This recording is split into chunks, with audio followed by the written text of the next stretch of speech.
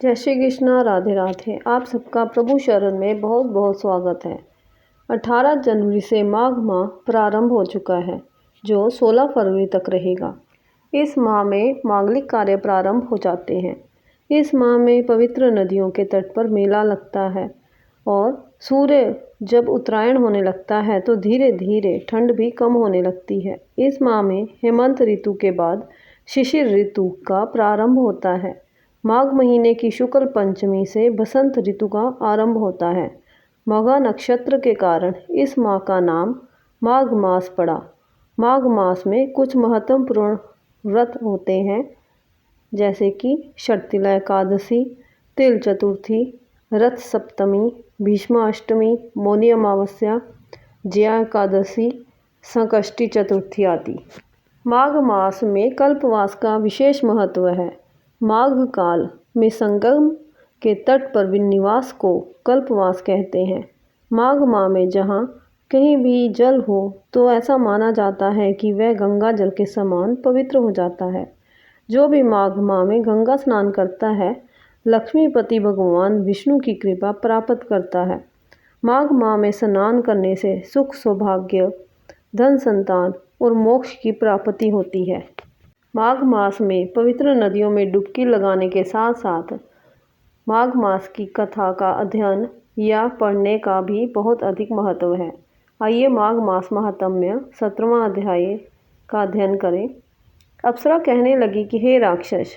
वह ब्राह्मण कहने लगा कि इंद्र इस प्रकार अपनी अमरावती पुरी को गया।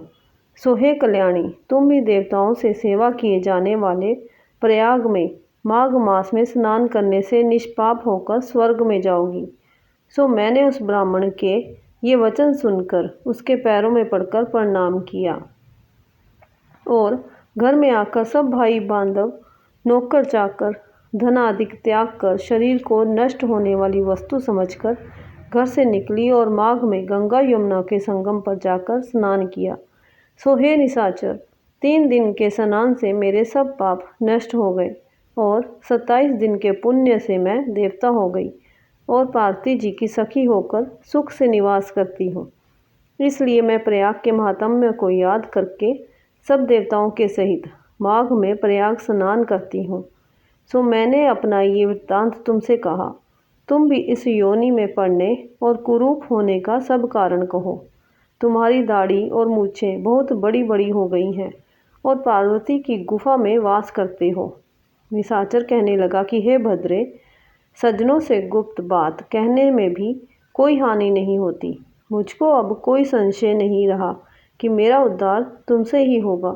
सो मैं अपना सब वृत्तांत तुमसे कहता हूँ। मैं काशी में वेदों का ज्ञाता था और बड़े उच्च कुल के ब्राह्मण के घर में जन्म लिया था। मैंने राजा, पापी, शूद्र और वैश्यों से अनेक प्रकार के दान लिए। मैंने दान लेने में चांडाल को भी नहीं छोड़ा। उस जन्म में मैंने कोई भी धर्म नहीं किया, वहीं पर ही मृत्यु को प्राप्त हो गया। तीर्थ स्थान पर मरने के कारण नरक में नहीं गया।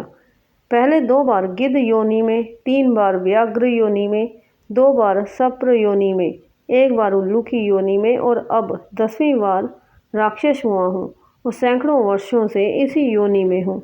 इस स्थान को 3 योजन तक मैंने जंतुहीन कर दिया है। बिना अपराध के बहुत से प्राणियों को मैंने नष्ट किया। इस कारण मेरा मन अत्यंत दुखी है। तुम्हारे दर्शन से चित्त में कुछ शांति अवश्य आई है, क्योंकि सज्जनों का संग तुरंत ही सुखदायी होता है। मैंने अपने दुख के कारण आपसे कहे और सज्जन लोग सदैव दूसरों के दुखों से दुखी होते हैं। अब ये बताओ कि इस दुख रूपी समुद्र को कैसे पार कर सकता हूँ। क्या क्षीर सागर हंस को ही दूध देता है, बगुले को नहीं देता? दत्तात्रेय जी कहने लगे कि इस प्रकार उसके वचन सुनकर कांचन मालिनी कहने लगी कि हे राक्षस, मैं अवश्य तुम्हारा कल्याण करूंगी। मैंने दृढ़ प्रतिज्ञा की है कि तुम्हारी मुक्ति के लिए प्रयत्न करूंगी। मैंने बहुत बार प्रयाग में स्नान किया है। वेद जानने वाले ऋषियों ने दुखी को दान देने की प्रशंसा की है। समुद्र में जल बरसने से क्या लाभ? प्रयाग में स्नान करने का 1 बार का फल मैं तुम्हें देती हूँ, उसी से तुमको स्वर्ग की प्राप्ति होगी। उसके फल का अनुभव मैं कर चुकी हूँ। तब उस अप्सरा ने अपने गीले वस्त्र का जल निचोड़कर जल को हाथ में लेकर माघ स्नान के फल को उस राक्षस को अर्पण किया। उसी समय पुण्य प्राप्त वह राक्षसी शरीर को छोड़कर तेजमय सूर्य के सदृश देवता रूप हो गया। आकाश में विमान पर चढ़कर अपनी कांति से चारों दिशाओं को प्रकाशित करता हुआ शोभायमान हुआ और कहने लगा कि ईश्वर ही जानता है तुमने कितना उपकार मुझ पर किया है। अब भी कृपया कुछ शिक्षा दो जिससे मैं कभी पाप ना करूं। अब मैं तुम्हारी आज्ञा पाकर स्वर्ग में जाऊंगा। तब कांचन मालिनी ने कहा कि सदैव धर्म की सेवा करो, काम रूपी शत्रु को जीतो, दूसरे के गुण तथा दोषों का वर्णन मत करो, शिव और वसुदेव का पूजन करो, इस देह का मोह मत करो, पत्नी पुत्र धनादि की ममता त्यागो, सत्य बोलो, वैराग्य भाव धारण कर योगी बनो। मैंने तुमसे ये धर्म के लक्षण कहे। अब तुम देवता रूप होकर शीघ्र ही स्वर्ग को जाओ। दत्तात्रेय जी कहने लगी कि इस प्रकार गंधर्वों से शोभित वह राक्षस कांचन मालिनी को नमस्कार करके स्वर्ग को गया और देव कन्याओं ने वहां आकर कांचन मालिनी पर पुष्पों की वर्षा की और प्रेम पूर्वक कहा कि हे भद्रे, तुमने इस राक्षस का उद्धार किया।